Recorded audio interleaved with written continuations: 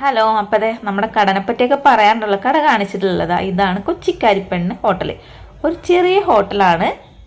നമ്മളുടെ വീട്ടിലുണ്ടാക്കുന്ന ഭക്ഷണത്തിൻ്റെ അതേ ടേസ്റ്റിൽ തന്നെയാണ് നമ്മൾ കടയിൽ ഉണ്ടാക്കി കൊടുക്കുന്നത്. അപ്പം ഇന്ന് ഉരുളക്കിഴങ്ങ് ബോണ്ടയും പഴംപൊരിയാണ് ഇന്ന് ചേട്ടൻ ഉണ്ടാക്കിയത്. എൻ്റെ അനിയത്തി ഇവിടെ ജോലിക്ക് വന്നിട്ടുണ്ട്. രാവിലെ തന്നെ ഷമീറ കഴിക്കണേ പുട്ട് കടല. തടകി കൊടുക്കണം, ചേട്ടൻ തടകി കൊടുക്കണം. ഇന്നത്തെ ഉച്ചയൂണിന് ബീട്രൂട്ട് മെഴുക്കുവരട്ടി, ചുരക്കൻ പരിപ്പും കൂട്ടുകറി, സാമ്പാർ, മീൻചാറൊക്കെ ഉണ്ടായിരുന്നു.